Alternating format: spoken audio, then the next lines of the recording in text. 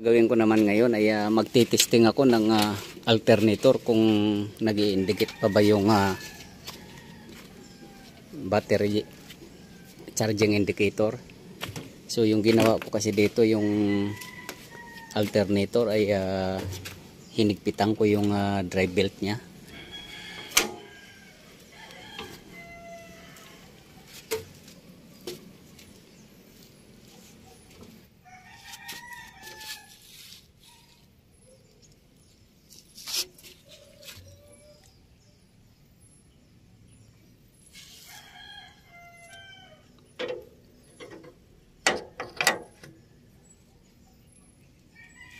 Yan. So tuwing umaandar ay nahihila niya yung nababago yung adjustment ng alternator. At pag nabago ay pag minsan nagcha-charge yung alternator, pag minsan ay hindi.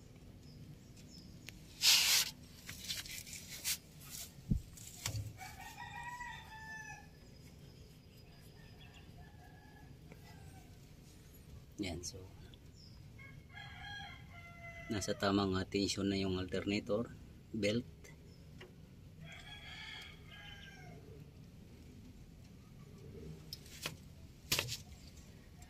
Kaya akala ng operator ang dahilan ng hindi pag-start ay yung hindi pagpatay ng battery main switch. So isa rin yun. Pero may isang dahilan din na kaya nadidrain yung battery ng paunti-unti ay hindi siya nagcha-charge ng maayos. Dahil yung tension ng drive belt ay pabago-bago dahil nahihilan niya yung alternator. Pag nag-accelerate ay nagbabago yung tension ng alternator at pag minsan lumalangit-ngit, maririnig mo. Ito yung bako na galing sa project at pina-full inspection dito. So yun sa akin ay nakapokus ako sa electrical system. At mayroon ding mechanical. So mekaniko na po yung magpo-focus sa mga leaking at yung naghalo na tubig at langis doon sa radiator.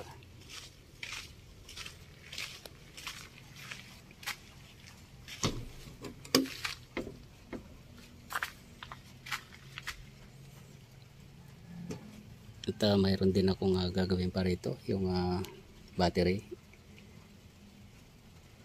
solution. Itatama ko yung correction niya. Pero yung alternator muna dahil talagang lumalabas yung problema.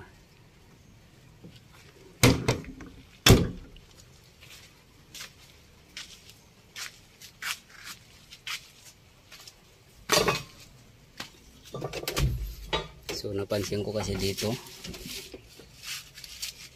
ay lumalabas yung charge indicator dito, pumupula. Maraming lang braso galing pa ng project to. So, pandarin natin yan. Dapat kasi mawawala yan. Pag minsan kasi nawawala yan at nakikita ko pag minsan ay bumabalik siya. So dahil sa drive belt yan, nagbabago yung tension ng alternator. Pandarin natin.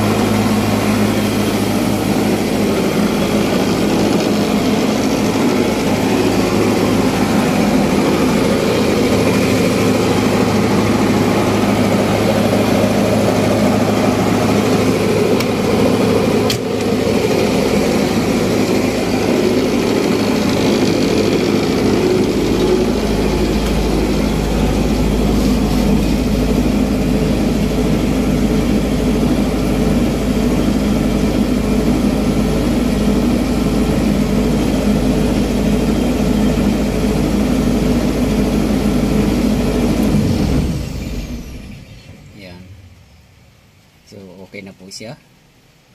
At inuunti-unti ko na po ginagawa yung electrical system. Dahil once na nagdating naman yung ibang trabaho ay at least nabawasan ko na yung problema dito. So meron pa rin ibang gagawin dito. Kaya lang nabawasan na po ng konti. Yung alternator ay ayos na po siya. At hanggang dito na lang po muna ang video kong ito. Please like, subscribe na lang po. And hit notification bell para sa susunod na mga video. God bless all po.